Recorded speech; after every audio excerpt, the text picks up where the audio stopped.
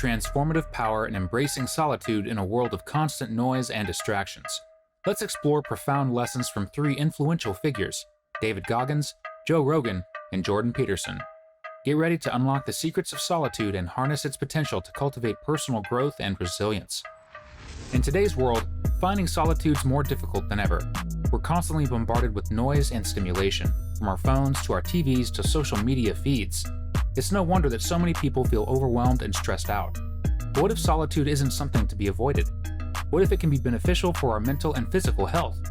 Solitude can heal, inspire, and bring clarity to our lives. In this fast-paced society, finding moments of solitude has become increasingly rare and undervalued. Solitude is simply the state of being alone.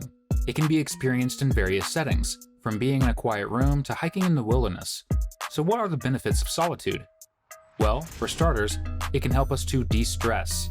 It can be hard to relax when constantly bombarded with noise and stimulation.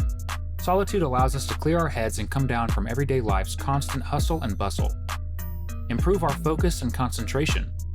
We're not distracted by other people or activities when we're alone, allowing us to focus on the task and get into a flow state. Be more creative. Solitude can help us tap into our inner creativity. When we're alone, we're not afraid to be ourselves and let our imaginations run wild. Learn more about ourselves. Solitude allows us to reflect on our lives and who we are. It's a time to ask ourselves the tough questions and get to know ourselves deeper. But how do we embrace solitude? Well, there are a few things we can do. Principle 1. The first principle is to value personal growth through daily self-challenges and routines, which means constantly pushing yourself to learn, try, and step outside your comfort zone.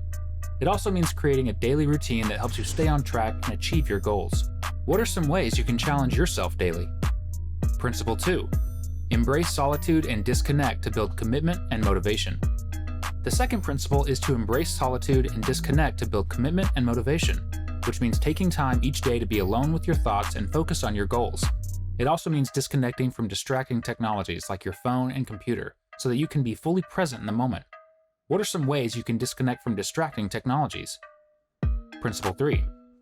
Unlock the mind's power through visualization, self-talk, and goal setting.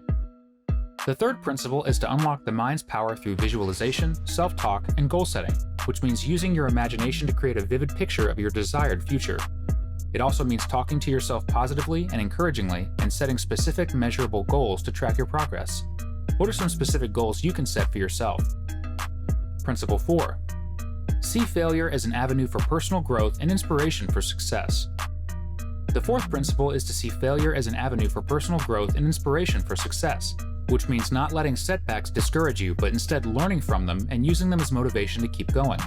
It also means celebrating your failures as much as your successes because they are all part of your journey. What is a failure you've experienced that you learned from? Principle 5. Maintain emotional control and authenticity in business for success. The fifth principle is maintaining emotional control and authenticity in business for success, which means staying calm under pressure and making rational decisions, even when things go wrong. It also means being true to yourself and your values, even when difficult. What are some ways you can stay calm under pressure? Principle 6. Acknowledge the potency of bad advice, implement toughness and accountability.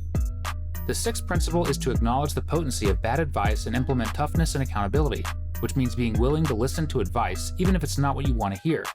It also means being tough enough to take responsibility for your actions and not making excuses for yourself. What is a piece of bad advice you've received that was helpful? Principle 7. Discipline starts from small actions and is key to taking control of your life. The seventh and final principle is that discipline starts from small actions and is key to taking control of your life. Starting with small, achievable goals and gradually working your way up to bigger ones, it also means discipline in all areas of your life, from work to personal relationships. What are some small, achievable goals you can set for yourself today? So, let's hear from some experts on the power of solitude. David Goggins is a former Navy SEAL and ultramarathon runner. He's known for his incredible mental toughness and credits much of his success to solitude. "I love solitude," Goggins says. "It's where I do my best thinking and problem solving. It's also where I find peace and clarity." Goggins believes solitude is essential for anyone who wants to achieve great things. "If you want to be the best, you have to be willing to go to the dark places," he says, and the only way to do that is to embrace solitude. Joe Rogan is a comedian, podcaster, and UFC commentator. He's also a big fan of solitude. "I love spending time alone," Rogan says. "It's my favorite way to relax and recharge." Rogan believes that solitude is important for our mental health. "When we're constantly around people, we're constantly bombarded with their energy," he says. "This can be draining, making it difficult to focus and be productive." Jordan Peterson is a clinical psychologist and professor of psychology. He's also a big proponent of solitude. "Solitude is essential for our psychological health," Peterson says. "It's a time to reflect on our lives and who we are.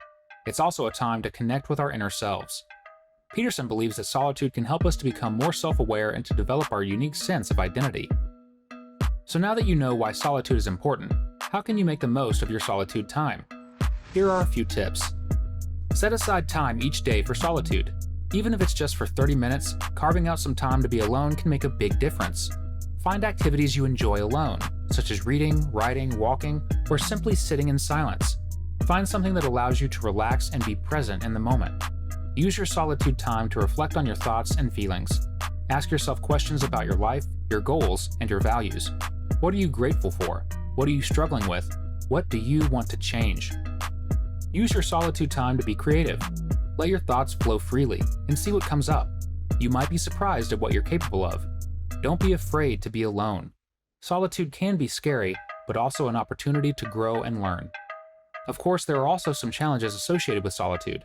One challenge is that it can be lonely. We can feel isolated and disconnected from others when we're alone for a long time. Another challenge is that solitude can be uncomfortable. We're forced to confront our thoughts and feelings alone, which can be difficult, especially if we're not used to doing it. Of course, solitude isn't always easy. Here are a few of the challenges that you may face. Loneliness. It's natural to feel lonely when you're alone, especially if you're not used to spending time alone. Boredom. If you're not used to being alone, you may be bored because you're not used to entertaining yourself. Anxiety. Some people find solitude anxiety-inducing because they're not used to being alone with their thoughts. Solitude is a powerful tool for growth and transformation, but it's important to be aware of the challenges that it can present. If you're willing to face these challenges, solitude can be a valuable asset. If you're interested in learning more about solitude, here are a few resources. The Power of Solitude by Michael A. Singer. This book explores the benefits of solitude and how it can be used for personal growth. The Art of Solitude by Paul Tillich provides a philosophical and theological perspective on solitude.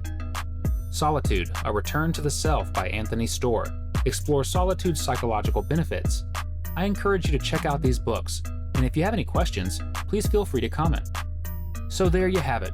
Solitude is a powerful tool that can be used for growth and transformation. If you're feeling lonely or isolated, don't despair. Solitude can be a gift. You've learned the transformative power of embracing solitude from the wisdom of Goggins, Rogan, and Peterson. Now it's time to apply these lessons to your life and experience solitude's incredible benefits. Don't forget to like this video, subscribe to our channel, and leave your thoughts on the power of embracing solitude in the comments below. Start your journey towards self-discovery and personal growth today.